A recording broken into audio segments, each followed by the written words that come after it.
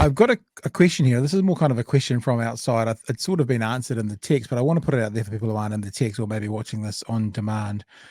Bradley says, so you think someone who has attended a protest shouldn't be allowed to stand for office? And I guess if I was to answer Bradley, I would say anyone's entitled to stand for office, but I want to know who they are and what they stand for.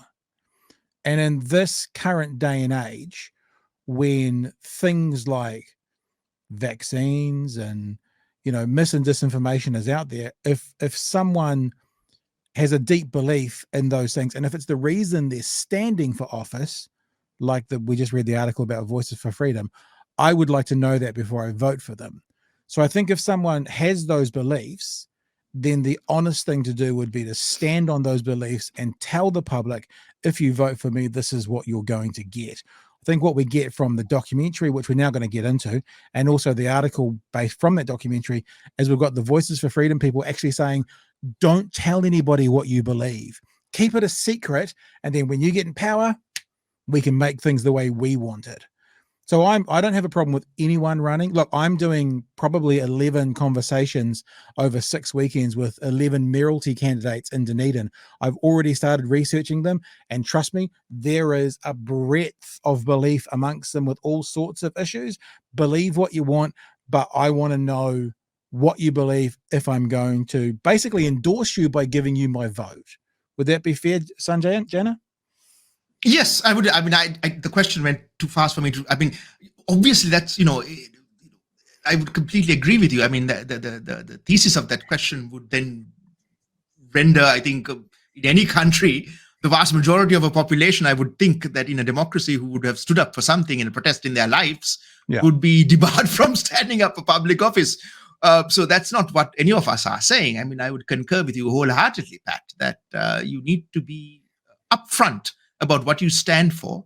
And if you're anti-science, anti-mandate, and anti-vax, I mean, it's offensive for me as a person of color coming from a region that lost millions without the vaccination and billions of lives. We are talking about the world's largest, in a couple of years, it will be the world's largest population in India.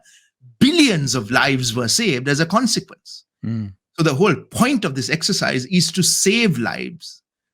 And if then the belief that you have, by the way, Pat and George, it now goes beyond, and that's what we're seeing as well. The current belief around the mRNA is extending to MMR, right? It's extending to all vaccinations. It's extending to all public health mandates. It's extending to all of what the government would say about any kind of health advice that they would give. That's not good, right? So that's the natural evolution of what we are seeing. If that's what you're about, then I think that the voter should be aware of that, and should be able to make up their minds about that, but be upfront about it. Yeah, because what I'm saying is, I'm not even saying don't be nefarious. I'm saying, like, if this is your reason for running, if this is what you passionately believe in, is the reason behind why you're running, then that should be actually what you're running on.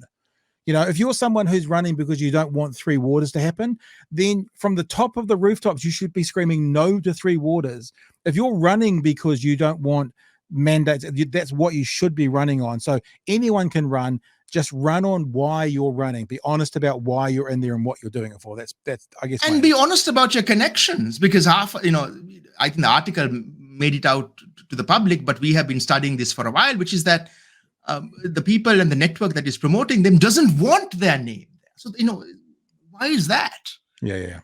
Why do you want a cloak and dagger? This is this sort of like a theater, like you're in the backstage or in the wings directing the acting on the stage, but you don't want to be seen. Yeah. Now that to me smacks of something that is going awry.